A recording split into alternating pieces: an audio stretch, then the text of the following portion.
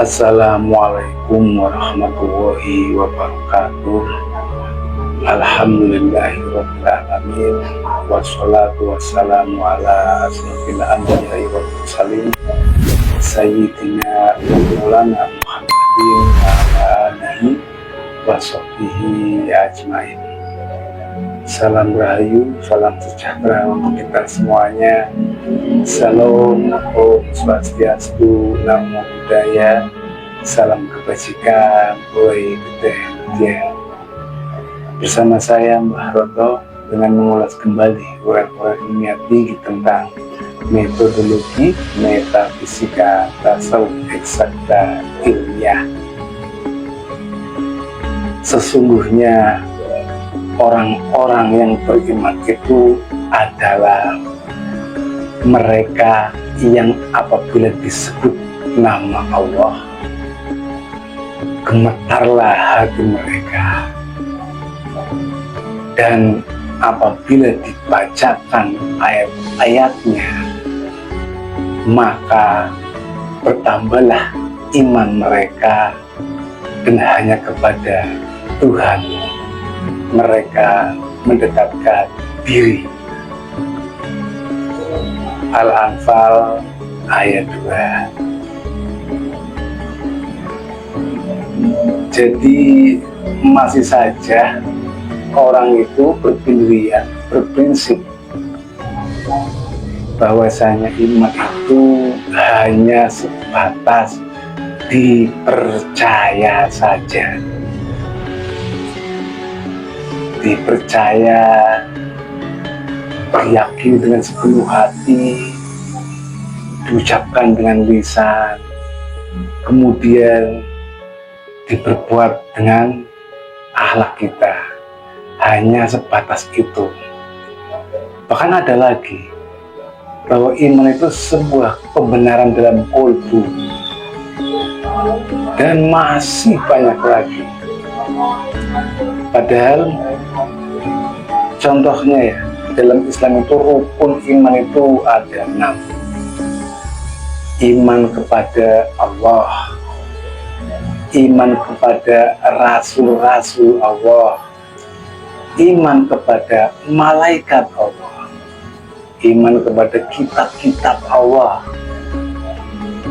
iman kepada hari akhir, dan juga ada iman kepada qada dan qadar.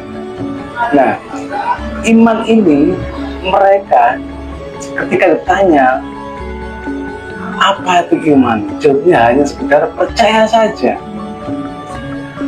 Percaya sebelum bertemu dengan Allah, kemudian mengaku mengenal Allah.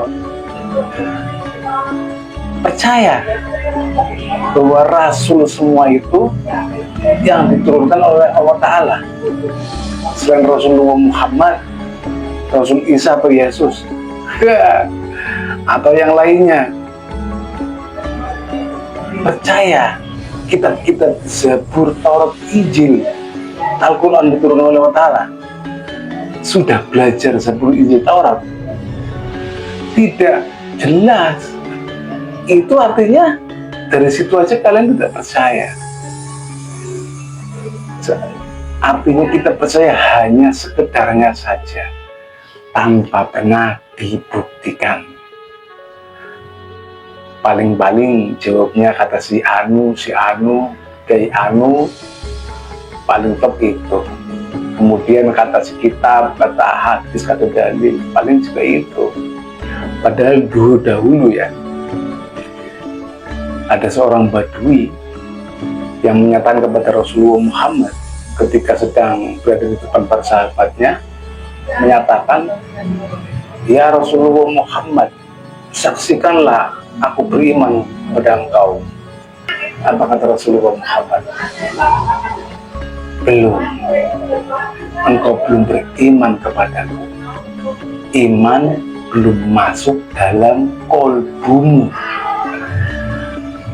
Nah, padahal seorang Badui ini melihat secara langsung, ainul yakin, kemudian yakin seyakin-yakinnya dengan apa-apa yang disampaikan Rasulullah Muhammad kepada para sahabat dan kepada dirinya selama ini. sangat yakin, sangat ainul yakin, dan melihat langsung, itu pun masih tertolak. Artinya iman itu ada yang dimasukkan di dalam kolbu, dan ternyata yang dimasukkan dalam kolbu adalah nur, yang itu di Asy-Syura 52. Wa kadzalika auhayna ilaika ruhan min amrina ma kunta tadri mal kitab walal iman walakin ja'alnahu nuran bihi man nasya'u min ibadina wa innaka latila siratin mustaqim. Dan demikianlah kami wahyukan kepadamu nur atau ruh Al-Quran yang sebelumnya ya engkau tidaklah mengetahui apa itu kitab dan apa itu nur iman, dan kami jadikan itu sebagai petunjuk kepada sebagian di antara hamba-hambaku yang kami tunjuki, kami kehendaki, dan juga menghendakinya. Dan ini merupakan jalan yang lurus bagi dirinya. Di ayat tersebut ternyata orang itu tidak tahu iman sebelum dimasukkan nur dalam kolbunya. Ini Asy-Syura 52, yang ini adalah nur iman dan nur kitab. Nah, nur iman dan nur kitab itu berfungsi sebagai alat membuktikan keimanan kita itu bukan sekedar yakin atau percaya. Nah, ternyata nur iman dan nur kitab itu adalah alat pembaca kesadaran. Nur ini adalah nur iman dan nur kitab. Nur iman adalah alat pembaca kesadaran, sedangkan nur kitab adalah alat pembaca virtual alam dimensi. Nah, jika antara alat pembaca virtual alam dimensi dan alat pembaca kesadarannya sinkron atau sinergi, maka menjadi kenyataan. Seperti contohnya alam dunia ini, ada alat pembaca kesadaran dan alat pembaca virtual alam dimensi. Nah, ketika sinkron antara alat pembaca dan alat pembaca virtual dimensi, maka kenyataan inilah yang nyata. Alat pembaca kesadaran itu melalui panca indera, akal. Nah, begitu juga untuk memasuki dimensi alam Odin, alam akhirat. Karena cek ya, semua rukun iman itu tidak ada di dunia. Semua rukun iman itu adanya di alam Odin, alam hakikat, alam akhirat. Bahkan untuk mengimani Allah Ta'ala, mesti mengenal Allah Ta'ala terlebih dahulu. Sedangkan Allah Ta'ala itu ada di ujung langit akhir tertinggi. Dengan demikian, untuk mendekati Allah Ta'ala wajib memasuki alam akhirat, walaupun kita masih di alam dunia. Dari alam dunia kita memasuki alam akhirat demi alam beberapa lapis sampai berhampir akan Allah Ta'ala. Nah, jika berhampir mengenal akan Allah Ta'ala, apalagi yang mau tanyakan bagaimana yang lainnya, tentang Rasul, tentang kitab, tentang qada dan qadar, tentang para malaikat, Allah saja kenal. Itulah pentingnya mengenal akan Allah Ta'ala, ma'rifatullah. Jadi untuk bermakrifat mengenal akan Allah Ta'ala itu pun bukan sekedar percaya saja, percaya dengan dongeng, percaya dengan cerita, literasi. Itu mesti kita buktikan secara empiris. Nah, untuk membuktikannya itu kita mesti melalui sebuah portal memasuki alam akhirat, walaupun kita masih ada di alam dunia. Nah, portal itulah yang disebut dengan jembatan Shiratal Mustaqim, jalan penghubung antara dimensi alam dunia menuju dimensi alam akhirat, tentunya beserta dengan bimbingan guru ruhani. Yang guru ruhani ini adalah sang pembawa wasilah di zaman kita sendiri, yang disebut walia mursyida. Ini guru ruhani. sebutan guru rohani di akhir zaman itu Waliyah Mursyidah. Nah, sebutan guru rohani di zaman Nabi Muhammad itu disebut dengan Rasulullah atau Nur Muhammad, karena menempati nur itu pada diri seorang manusia bernama Nabi Muhammad bin Abdullah.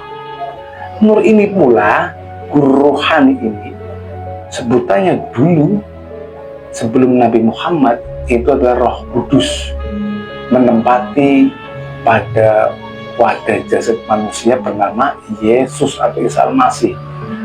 Jadi sebutan guru rohani itu berbeda-beda sesuai dengan existing zamannya masing-masing. Padahal wujudnya yaitu itu juga, nur itu juga, kodim juga, hanya sebatas sebutannya saja. Nah, untuk bisa memasuki alam dimensi alam akhirat yang melalui jembatan Shiratal Mustaqim, tentunya diawali dengan penanaman nur iman dan nur kitab sebagai kriteria sebagai orang yang beriman. Jadi tidak mungkin orang yang tanpa ditanamkan nur iman dan kitab bisa membuktikan seluruh rukun iman yang ada dalam Islam, apalagi mengatakan Allah Ta'ala, ma'rifat, tidak mungkin. Karena jalan satu-satunya untuk mendekatkan diri dari Allah Ta'ala wajib beserta dengan nurnya, yang nur ini dari sang pembawa wasilah. Nur ini pula lah yang sebagai kekuatan yang turun dari Allah Ta'ala. Ya masarul jinni wal insi inistatotum antan budu min aktor samawati pantan budu la akan budunya illa di sultan.